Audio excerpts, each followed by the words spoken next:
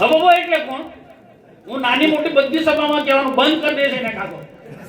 બોલતો બંધ કરી દઈશ. બધાય બોલવું પડે. અબબો એટલે કોને કઈ અબબો? લુખ્ખો માણસ હોય તો અબબો કે ગામમાં હોય લુખ્ખો માણસ હોય. આખા તાલુકાનો લુખ્ખો છે ધારાસભ્ય. હાલ નર્મદામાં સાંસદ મનસુખ વસાવા અને ધારાસભ્ય ચૈતર વસાવા વચ્ચે કોલ્ડ વોર ચાલી રહ્યું હોય તે પ્રકારના નિવેદનો છે તે આપવામાં આવી રહ્યા છે. થોડા દિવસ અગાઉ મનસુખ વસાવાએ ધારાસભ્ય ચૈતર વસાવાને લુખ્ખો કહ્યું હતું અને તેને જ લઈને હવે ચૈતર વસાવાએ વળતો પ્રહાર કર્યો છે અને કહ્યું છે કે હવે ચૂંટણીમાં જવાબ મળશે. શું છે આ સમગ્ર મામલો, વાત કરીશું આ વિડીયોમાં. વૈષ્ણવજન તો તેને કહીએ જે પીડ પરાઈ જાનાને રે. નમસ્કાર, નવજીવન ન્યૂઝમાં આપનું સ્વાગત છે. હું છું જયંત દાફડા. નર્મદામાં સાંસદ મનસુખ વસાવા અને ધારાસભ્ય ચૈતર વસાવા વચ્ચે અવારનવાર વિવાદ સર્જાતો હોય છે અને બંને એકબીજા પર આક્ષેપ પ્રતિ આક્ષેપ કરતા હોય છે. થોડા દિવસ અગાઉ મનસુખ વસાવાએ ચૈતર વસાવા પર આરોપ લગાવ્યા હતા કે તેમણે માહિતી માંગીને ત્યારબાદ તોડ કરે છે અને તેમની આખી ટીમ છે તે આ પ્રકારનું કૃત્ય કરી રહી છે અને તેને જ લઈને રાજકારણમાં ખળભળાટ મચ્યો હતો. પ્રધાનમંત્રીનો જે કાર્યક્રમ ડેડિયાપાડામાં થયો હતો તેમાં કેટલો ખર્ચ થયો છે તે મામલે ધારાસભ્ય ચૈતર વસાવાએ તેની માહિતી માંગી હતી અને આ માહિતી માંગવા બદલ મનસુખ વસાવા દ્વારા આરોપ લગાવવામાં આવ્યો હતો કે ચૈતર વસાવાએ 75 લાખ રૂપિયાની માંગણી કરી છે અને તેને લઈને રાજકારણ પણ ગરમાયું હતું. જો કે આ મામલા બાદ મનસુખ વસાવાએ જાહેર મંચ પરથી ધારાસભ્ય ચૈતર વસાવાને લુખ્ખો કહ્યો હતો અને સાથે તેમણે કહ્યું કે ચૈતર વસાવા એન્ડ કંપની છે તે લોકોને ગેરમાર્ગે દોરી રહી છે અને પોઝિટિવ વાત જ નથી કરતા. મનસુખ વસાવાએ કહ્યું કે હું હવે તેને બોલતો બંધ કરી દેવાનો છું અને આવા લુખ્ખાઓને ઓળખો, તેમની ટીમ જ આખી આવી છે. અને આ જે મનસુખ વસાવાનું જે નિવેદન હતું તેને લઈને હવે જાહેર મંચ પરથી ચૈતર વસાવાએ વળતો પ્રહાર કર્યો છે અને તેમણે કહ્યું કે મનસુખ વસાવા મિટિંગમાં ઉશ્કેરે છે અને તેને જ લઈને હવે આગામી ચૂંટણીમાં તેમણે હવે જવાબ આપશે. સાથે જ જે પ્રકારે મનસુખ વસાવાએ નિવેદન આપ્યું હતું તેને લઈને પણ ધારાસભ્ય ચૈતર વસાવાએ વળતો પ્રહાર કર્યો હતો. સાથે તેમની ઉપર જે પ્રકારે કેસ થયા, ડેડિયાપાડામાં પોલીસના બંદોબસ્ત હોય છે તેને લઈને તેમણે પોલીસને પણ ચેતવણી આપતા કહ્યું હતું કે પાડલિયાવાળી હવે ડેડિયાપાડામાં થશે. પહેલા તો શું કહી રહ્યા છે ચૈતર વસાવા, તેમને સાંભળીએ. જે પ્રકારની નિમ્ન કક્ષાની ભાષાનો ઉપયોગ મારા માટે કર્યો છે ત્યારે આ મારું અપમાન નથી, પણ જે જનતાએ 1 લાખથી પણ વધારે મત આપીને મને ધારાસભ્ય બનાવ્યો છે અને ધારાસભ્ય તરીકે મારું અપમાન એ કરે છે, પણ આ મારું અપમાન નથી. જેમણે મને ચૂંટીને ધારાસભ્ય બનાવ્યો છે આ સામે બેઠેલી જનતાનું અપમાન એણે કર્યું છે. એનો જવાબ અહીંયા મને જેટલા પણ સાંભળી રહ્યા છે, મારા વડીલો છે, સંતો મહંતો પણ બેઠા છે, મારા સરપંચશ્રીઓ છે, મારા અગ્રણીઓ છે, મારી માતાઓ છે, મારી બહેનો છે, બસ તમને વિનંતી કરું છું, આપણે એમની સામે એમના જેવા નથી બનવાનું, પણ આવનારી તાલુકા પંચાયત, જિલ્લા પંચાયતમાં એનો જવાબ આપણે બધાએ આપી દેવાનો છે. આપી દઈશું ને બધા? તૈયાર છે ને બધા? આપણા અપમાનનો જવાબ આવનારી તાલુકા જિલ્લા પંચાયતમાં ભાજપના નેતાઓને આપી દેવાનો છે. અને એ મારું ગમે તેટલું અપમાન કરતા હોય, મને ગમે તેટલું નીચું બતાવવાની વાત કરતા હોય, એલફેલ બોલતા હોય, મેં તો કુદરતને પ્રાર્થના કરું છું કે એમને સુખી રાખે, એમનું ભલું કરે.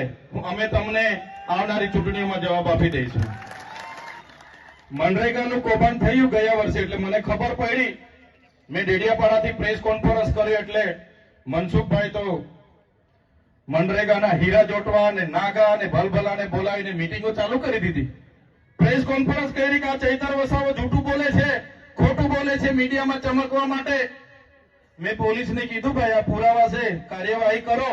ભરૂચના એસપી ને પણ કીધું, ના નર્મદાના પણ એસપી ને કીધું.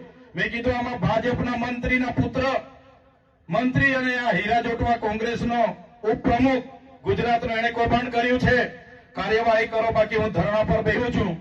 ભરૂચમાં ધરણાનો ટાઈમ આપ્યો એના પહેલા એફઆઈઆર થઈ ગઈ. નર્મદામાં હવે ધરણાનો ટાઈમ આપ્યો તો મેં 400 કરોડનું અહીંયા પણ કરી નાખ્યું છે લોકો. પણ તે પહેલા ગ્લાસવાડીમાં મને લઈને નાહી ગયા. બાકી આ બનસુખ બધા હમણાં જેલમાં હવા ખાતા એ બધાના નામો એમાં હતા. ધારીકેળા સુગર પર બેસી મીટિંગો કરી. એમના જિલ્લા પ્રમુખે એ સાંસદે ધારીકેળા સુગર પર બેઠીને મીઠાઈઓ વહેંચી અને એ કોન્ટ્રાક્ટરોને બચાવવાનું કામ કર્યું અને એ મનરેગામાં કૌભાંડો ઉજાગર થયા. ત્યારે આજે આપણા લોકોની રોજગારી છીનવાઈ ગઈ છે. આ ભાજપના નેતાઓ, આ કોંગ્રેસના નેતાઓના કૌભાંડને કારણે આજે સામે હોળી છે પણ આપણી પાસે ગામમાં રોજગારી નથી. ત્યારે આ મનરેગા કૌભાંડ આપણે બધા બોલતા હતા તો એનું નામ બદલી નાખ્યું કે ભાઈ જી રામજી. હવે મનરેગા તમારે નહીં કહેવાનું, હવે જી રામજી કહેવાનું. એટલે હવે ભગવાનનું નામ એટલે જી રામજી કૌભાંડ તો આપણાથી કહેવાય ના. રામ તો બધાના હૈયે વસે છે એવો આપણા સંતો કહે છે. પણ નામ બદલવાથી આ મનરેગાનું કૌભાંડ આપણે બધાએ ભૂલવાનું નથી. એ કૌભાંડના કારણે આપણી રોજગારી છીનવાઈ છે.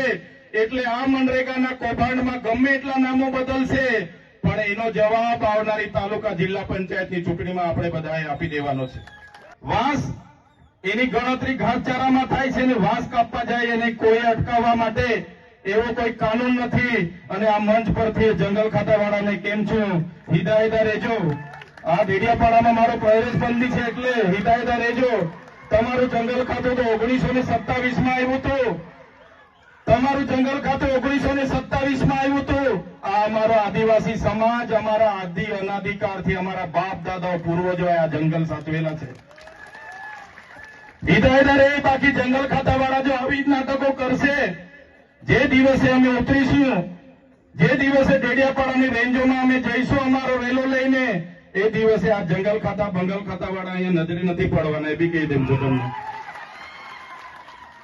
એટલે કોઈ પણ લોકો વાંસ લઈને આવો ને કોઈ પણ બીટગાર્ડ ફોરેસ્ટર અને આરએફઓ તમને એની વર્દીનો ખોફ બતાવતો હોય ને તો મારું નામ લેજો અને મારી સાથે વાત કરાવજો. એનો બધો ખોફ અમે એનો બધો ધુમાડો ઉતારી કાઢીશું. એટલે કોઈએ ડરવાની જરૂર નથી. અને અહીંયા ઘણા પોલીસ અધિકારીઓ પણ ઉપસ્થિત છે. જે વખતે ખોટો કેસ થયો ત્યારે મને ધક્કે ચડાવીને રવાડે ચડાવીને ગાડીઓમાં ભરીને લઈ ગયેલા છે.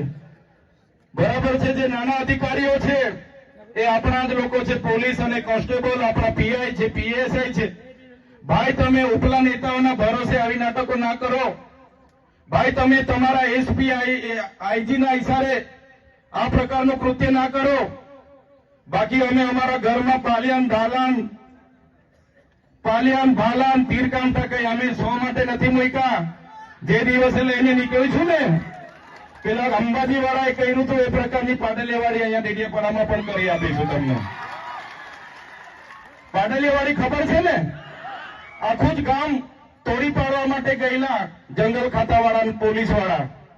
ગામવાળાએ બે હાથ જોડીને 3 કલાક વિનંતી કરી, ભાઈ અમારા ઘરની તોડો, અમારા કુવાની પૂરો, અમારી તુવેરોની તોડો, અમારી આ ખેતીની ભાંગી નાખો, આખું ખેડી ના નાખો, ખાડા ના ખોદો. તો પણ પેલા જંગલ ખાતાવાળા અને પોલીસ વાળા નહીં માન્યા હતા. 300-350 પોલીસ વાળા હતા, જંગલ ખાતાવાળા હતા. આદિવાસીએ પછી પોતાની ઓળખ બતાવી. 47 જેટલા જણ હતા એમના બધાના માથા ફોડી નાખ્યા હતા. જોયું તું ને?